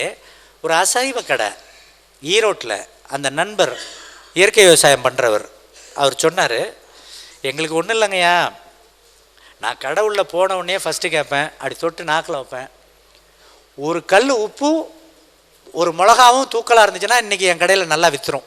நான் நாயை போட்டாலும் சரி, நரியை போட்டாலும் சரி. அது செத்த கோழியோ நல்ல கோழியோ, செத்த ஆடோ செம்மறி ஆடோ வெள்ளாடோ, எனக்கு அதை பற்றியெல்லாம் ஒன்றும் கவலை இல்லை. நான் அதிலெல்லாம் பெருசாக பார்க்க மாட்டேன். உப்பும் காரமும் கொஞ்சம் தூக்கலாக இருந்தால் போதும், என் வியாபாரம் பிரமாதமாக ஆகிடும். இது நகைச்சுவையான விஷயம் அல்ல. அந்த விஷயத்தை நீங்கள் சைவ உணவில் செய்ய முடியாது. சைவ உணவில் செஞ்சால் அவங்க சமய கலையோடைய திறமை தெரிஞ்சு போயிடும். நான் குறிப்பாக சொல்கிறது, பருப்பில் சாம்பார் வச்சிங்கன்னா உங்களுடைய வண்டவாளம் தெரிஞ்சிடும், நம்மளுடைய வண்டவாளம் தெரிஞ்சுவிடும். உணவு என்பது சமைக்காமல் செய்யணும். அப்படிங்கிறப்ப இந்த அவல் பிரதானம். அவல் இதய நோய்க்கு, பொரி சக்கரை வியாதிக்கு மருந்து. பொரியில் நிறைய ஸ்நாக்ஸ் பண்ணலாம், காரம் பண்ணலாம், இனிப்பு பண்ணலாம், வெஜிடபிள்ஸை வெட்டி போட்டுக்கலாம், நிறைய வேலை இருக்குது. ஏனோ தானோ இல்லை. முடிந்தால் அடுத்தது ஒரு முறை உணவு தயாரித்தலையே வைப்போம். அது எல்லாரையுமே உங்களை ஒருங்கிணைக்கலாம். அது எப்படி செய்யறதுன்னு சொல்லிட்டு எல்லாருமே செஞ்சு நம்மவே அருமையாக அதை பயன்படுத்த முடியும். அப்போ அரிசி நீலஞ்சம்பா குழியடிச்சானுங்கிறது பால் சுரப்பை அதிகப்படுத்துறதுக்கு முக்கியமான என்ன சத்து? சுண்ணாம்பு சத்து. கால்சியம். கால்சியம் அதிகம் உள்ள அரிசி நீலஞ்சம்பாவும் குழியடிச்சானும். இதை சாப்பிட்டா அந்த பிள்ளைக்கு போதுமான அளவுக்கு பால் சுரக்கும். மதுரையில் ஒரு டிப்டி தாசில்தார் பெண்மணி, அவங்க கணவர் வந்து இயற்கை விவசாயத்தில் இருக்கிறவர், எனது நண்பர். அந்த அம்மா குழந்தை பிறந்து என்கிட்ட பிறக்கிறப்ப பேசப்பொழுது சொன்னேன், எனது அறிவுரைன்னா 2.5 வயசு வரைக்கும் பால் குடிக்கணும் உங்கள் பிள்ளை, எவ்வளோ நாள் முடியுமோ அவ்வளோத்துக்கு நீங்கள் முயற்சி பண்ணுங்க அப்படின்னு சொல்லியிருந்தேன். 2 வருடம் 3 மாதம் அந்த அம்மா பால் கொடுத்தாங்க. ஒரு டிப்டி தாசில்தார், அலுவலக பணி உள்ள ஒரு பெண்மணி எப்படி கொடுத்துருக்கோம்? ஏன் நம்மளால் வீட்டில் இருக்கிற ஒரு பெண்ணு கொடுக்க முடியல? சிந்தனை உங்களுக்கே. குழந்தைய கொஞ்சறதுல பாசம் இல்லை, அன்பு இல்லை, பால் கொடுத்துருக்கணும், பால் சுரந்திருக்கணும், சுரந்தாதானே கொடுக்க முடியும். நாங்கள் கூட நகைச்சுவையாக சொல்கிறது, தாய்ப்பால் கொடுப்பது ஒரு பெரிய தியாகம், அப்படிலாம் ஒன்றும் கிடையாது. சுரந்தா நீங்கள் கொடுக்கலன்னா உங்களுக்கு கேடு வந்துடும், அதனால் நீங்கள் கொடுத்தே ஆகணும். சுரக்கலை, அதனால் கொடுக்கலை. சுரக்கலைங்கிறதுக்கு காரணம் கால்சியம் சத்து உடம்பில் இல்லை, ஏற்கனவே தீட்டின அரிசி சாப்பிட்டதுனால எலும்பில் இருக்கிற கால்சியத்தை பூரா எடுத்துட்டதுனால எலும்பு புறையோடி போயிருக்கு. அப்புறம் அந்த அம்மாவுக்கு எப்படி பால் சுரக்கும்? சுரக்காது கண்டிப்பாக. அடுத்தது, அந்த அரிசியில் பார்த்தீங்கன்னா நார்ச்சத்தே இல்லை, அதனால் கண்டிப்பாக மலச்சிக்கல் வரும். 4வது, இரத்த கொதிப்பு, ஹைப்பர் டென்ஷன் சொல்கிறோம் இல்லையா, ஹைப்பர் டென்ஷனுக்கு தீட்டியாச்சின்னு சொன்னீங்கன்னாவே, தீட்டின அரிசி சாப்பிட்டாலே ஹைப்பர் டென்ஷன் உத்தரவாதம். ஐயா எனக்கு சக்கரை வியாதி இருக்குது, பிபி இருக்குது, மலச்சிக்கல் இருக்குது, இதயம் படபடப்பு துடிக்குது, 4 வியாதியை நீங்கள் உத்தரவாதமாக வச்சுருந்தீங்கன்னா யாருக்கிட்டையுமே சொல்லாமல் இன்னையிலேருந்து 30 நாளைக்கு கைகுத்தல் அரிசிக்கு போங்க, அந்த 4லேருந்து வெளியில் வந்துடுவீங்க. அது என்ன அரிசி? ட்ரெடிஷ்னல் வெரைட்டியாக இருக்கணும். ட்ரெடிஷ்னல் வெரைட்டியே என்னென்ன இருக்குங்கிறத அங்காடியில் கேளுங்க. இப்போ நீலஞ்சம்பா குழியடிச்சான்னு சொன்னேன், அதுபோல் கலர்பாலைன்னு ஒரு அரிசி இருக்குது. கலர்பாலை அரிசி என்னென்னா, ஸ்கின் டிசீஸ் இருக்கு இல்லையா, சொரியாசிஸ், எக்ஸிமா, ஸ்கேல்ஸு, டேண்ட்ரஃப், தலையில் இருக்குது, தோல் வியாதி, எந்த வியாதியாக வேணா இருக்கட்டும், கலர்பாலைங்கிற அரிசி. இன்னும் சொல்லப்போனால் ஐயா சொன்னது மாதிரி எங்களுக்கு வந்து கடல் சார்ந்த உப்பு தண்ணீர் இருக்குது அப்படின்னா உங்களுக்கு ஏற்புடைய அரிசி கலர்பாலையில் அந்த அரிசியில் கொஞ்சம் சோறை வைங்க, சோறை காய்ச்சுங்க, சோறை நீங்கள் சாப்பிட்றதுக்கு வச்சுக்கோங்க. அந்த வெந்த சோறுலேருந்து ஒரு கையளவு எடுங்க, சும்மா கையளவே தேவையில்லை, இதில் பாதி போதும். இதை கையால் பேசுங்க அல்லது மிக்சியால் அடிங்க, உங்கள் சௌரியம். அதை ஒரு பசை மாதிரி, ஆயின்மெண்ட் மாதிரி, இப்போ அதை மூஞ்சிலேருந்து தலையிலேருந்து உடம்பு பூரா தடவிக்கங்க, நல்லா காய விடுங்க, அரப்புத்தூள் தேய்க்கிறது மாதிரி. காஞ்ச உடனே போய் குளிச்சுட்டு வந்து சொச்சம் இருக்கிற கலர்பாலையில் ரசத்தை ஊற்றி தின்னுடுங்க, தோல் வியாதி வராது. Eczema, scales, psoriasis. அப்போ இயற்கையுடைய ஆற்றல் புரியுதா உங்களுக்கு? என்ன தேவையோ அங்கேயே இருக்குது, நமக்கு அது புரியல. நம்ம என்ன பண்ணுறோம், ஏதோ ஒரு பெரிய விஷயம் போல் இருக்குது அப்படின்னு ஒரு மருந்தை எடுப்போம். திருவாரூரில் எனது நண்பர், அவர் டாக்டர் MS உதயமூர்த்தி அவரோட இருந்தவர், தென்னரசுன்னு பேர். அவருடைய பையனுக்கு ஒரு மேஜரான ஒரு ப்ராப்ளம், நரம்பு சம்பந்தமாக. அந்த வைத்தியரை பார்த்துட்டு உடனே என்னை தொடர்பு கொண்டார். என்ன சொன்னார் தெரியுமா? இந்த வியாதிக்கு மூல காரணம் அந்த நரம்பு டாக்டர் என்ன பண்ணார், வேறு என்ன அந்த பையனுக்கு வியாதி வந்திருக்குன்னு கேட்டிருக்காரு. சின்ன வயசுலேருந்து கொஞ்சம் தோல் வியாதி இருக்குன்னா அதுக்கு என்னென்ன மருந்து கொடுத்தியோ அந்த ப்ரிஸ்கிரிப்ஷனை எடுத்துகிட்டு வான்ருக்காரு. எடுத்துகிட்டு வந்தோன்னே பார்த்துட்டு இந்த மருந்து தான் இந்த நோய்க்கு காரணம்னு அன்றைக்கி சொல்லியிருக்காரு. எல்லா மருத்துவரும் இப்படியே உங்களுக்கு சொல்லிக்கிட்டே இருந்தால் அவங்களுக்கு நேரமும் இல்லை, அவங்க பொழப்பும் நடக்காது. அப்படியே எல்லா விஷயமே வந்துகிட்டே இருக்கும். இந்த சொல்லிடுறேன் நல்ல விஷயம், பொறுப்பு. நீங்கள் இந்த மாதிரி நண்பர்கள் இருக்கிறது தான் எனக்கு ரொம்ப மகிழ்ச்சி. ஏன்னா நான் பல விஷயத்தை சொல்லிகிட்டே போயிட்டே இருப்பேன், நீங்கள் ஏதாச்சும் ஸ்பெசிஃபிக்காக சொன்னால் அதை சொல்லிவிடுவேன். மைதா அப்படின்னு நண்பர் சொன்னார் இல்லையா, மைதா மட்டும் கெடுதல் இல்லை. மைதான்னா என்னது, எங்கேருந்து வந்துச்சு? கோதுமையிலேருந்து வந்துச்சு. கோதுமை தானே மைதா, அப்புறம் ஏன் தின்ன என்ன அப்படின்னு தானே தோணும் உங்களுக்கு. அல்ல, கோதுமையில் பென்சைல் பெராக்சைடு அப்படின்னு ஒரு ரசாயனம், பென்சைல் பெராக்சைடு. இது உயிரை இடத்த காலி பண்ணி விட்ரும். சூசைட் அட்டம்ப்ட் மாதிரி தற்கொலைக்கு சமம் அது. அந்த பென்சைல் பெராக்சைடு இருக்கக்கூடிய ஒரு ரசாயனம் இருப்பதனால் அது உடலுக்கு தீங்கானது. ஒன்று, கோதுமையை தீட்டி கிடைக்கின்ற மைதாவும் அரிசியை தீட்டி கிடைக்கின்ற வெள்ளை அரிசியும் ரெண்டுமே சற்றேறக்குறைய ஒன்று தான். கோதுமை தீட்டினா மைதா, கேரளாவில் கிட்டத்தட்ட அது பேன் பண்ணியிருக்காங்க. கேரளாவில் அரசு பூர்வமாகவே பரோட்டா வந்து. ஆனால் தமிழ்நாட்டுடைய துரதிர்ஷ்டம், தேசிய உணவு அளவுக்கு ஒரு ரீஜனல் ஃபுட் அளவுக்கு நம்ம ஆக்கிட்டோம். காலையிலேயே பரோட்டா. அந்த ஐயம்பேட்டையில் என்னுடைய இஸ்லாமிய நண்பர்கள் சில பேரை போய் பார்க்குறப்ப நாங்கள் கொஞ்சம் மாறி இருக்கோம். நாங்கள் கோதுமையில் பரோட்டா திங்கிறோம். சரி, சாப்பிடு. பென்சைல் பெராக்சைடு அது இல்லையே தவிர கோதுமையை தீச்சி அதனால தீஞ்சி தானே பரோட்டா இருக்குது, எண்ணெயில் பொரிச்சு தானே கொடுக்குறாங்க. என்ன வரும்? அவ்வளோதான். இந்த இப்போ நீங்களே சொல்லிட்டீங்களே, என்ன வரும்? கேன்சர் வரும். தீய உடல் தீர்ந்து விடும். புத்தியில் வச்சுக்கணும். நம்ம ரெண்டு தான் உங்களுக்கு வந்து ஆப்ஷனே. இறைவன் வந்து அல்லது இயற்கை வந்து உங்களுக்கு காம்ப்ரமைஸ்லாம் பண்ணி உங்களை ஆசீர்வதிக்க மாட்டார். இயற்கைக்கு புறம்பான ஒரு விஷயம் எதுவாக இருந்தாலும், நம்மாழ்வார் ஐயா சொன்னது என்ன சொன்னார்னா, தான் வாழ்வதற்காக தான் உண்பதற்காக மனிதன் என்று சிறிது சமாதானம் அடைகின்றானோ அன்றே அவன் தீமைக்குள் நுழைந்து விட்டான். அவ்வளோதான் விஷயம். காம்ப்ரமைஸ் நீங்கள் பண்ணிக்கிட்டீங்கன்னா, இது அப்படி இது இப்படின்னா, இயற்கை காம்ப்ரமைஸ் பண்ணாது. மருத்துவமனைக்கு போய் பாருங்களேன், கை குழந்தை எவ்வளோ குழந்தைகள் வந்து செத்து போயிருக்கு. சின்ன குழந்தைகளையே செத்துச்சு. கடவுளுக்கு கண்ணு இல்லையா? காட்டு மிராண்டியா கடவுள்? உணவில் தவறு இருக்குமேயானால் அது உங்கள் உடலில் தெரிய வரும். அந்த உடலை சரி செய்வது நீங்களாகத்தான் இருக்க முடியுமே தவிர வேற யாராகவும் இருக்க முடியாது. உணவுல தப்பு நடக்கக்கூடாது. அந்த பொறுப்பில் தான் நண்பர் வந்து மைதாவை சொன்னார். மைதா என்பது பென்சைல் பெராக்சைடு சேர்ந்த ஒரு தீட்டி எடுக்கப்பட்ட வெள்ளை மாவு. கோதுமையில் இப்போ எப்படி அரிசியில் நான் இவ்வளோ சத்து சொல்கிறேனோ அது மாதிரி சத்து கோதுமையிலையும் இருக்குது. கோதுமை என்பது குளிர் மண்டலத்தில் வசிக்கக்கூடிய மக்களுடைய உணவு. இல்லைங்கய்யா, சேமியா, ஜவ்வரிசி, சாகோ ஐயா வந்து மரவள்ளி கிழங்குல செய்கிறது இல்லையான்னு கேட்டாங்க. சேமியாவும் ஜவ்வரிசியும் மரவள்ளி கிழங்கு நம்ம எதை சொன்னாலும் அதில் ஒரு விஷயம் சொல்ல வேண்டிய நெருக்கடியில் இருக்கிறதுனால சொல்கிறேன். மரவள்ளி கிழங்கு இருக்கே, மரவள்ளி கிழங்கு தோல் இருக்கு இல்லையா, அது உள்ள கிழங்கு இருக்கு இல்லையா, அதை சாப்பிட்றதே அதை வாங்கி அந்த தோலை உரிச்சிட்டு அப்புறம் அவிச்சு சாப்பிட்டிங்கன்னா பாதிப்பு இல்லை. ஏன் அப்படின்னா அந்த தோலுக்கு உள்ள வளவலன்னு ஒன்று இருக்கு இல்லையா, அந்த இடத்துல ஹைட்ரஜன் சைனைடு இருக்குது.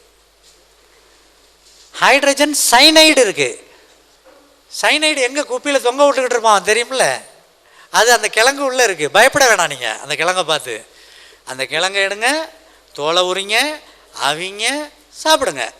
இல்லை சார் நான் தோலோடு அவிச்சு சாப்பிட்ற பழக்கம், ரைட்டு, தோலை அப்படியே உரிச்சிருங்க. படலாம் வெட்டி இருக்குது. இப்போ கடையிலே பார்த்தீங்கன்னா கிழங்கு வெட்டுப்பட்டு இருக்கும், அந்த வெட்டு இருந்தால் வாங்காதீங்க. அந்த வெட்டின இடத்துல அந்த சைனைடு அந்த கிழங்கு பூரா பரவி இருக்கும். அதை வந்து மண்ணுக்கு தான் போடணும், ஈவன் கால்நடைக்கு கூட போடக்கூடாது. இதை நீங்கள் கிழங்கு விற்கிறவருக்கே நீங்கள் யோசனை சொல்லணும். நம்ம ஒரு விஷயத்தை தொட்டால் அதில் இருக்கிற செய்தியையும் நான் சொல்ல வேண்டிய ஒரு அவசியம் இருக்கிறதுனால சொல்கிறேன். அப்போ தீட்டின கோதுமையில் சத்தும் இல்லை, நஞ்சு சேர்ந்துருக்கு. அதுவே தான் தீட்டின அரிசியிலையும். அரிசியில் கலர்பாலை சொன்னேன். அடுத்தது சார் எனக்கு பிபி இருக்குது, இரத்த கொதிப்பு இருக்குது.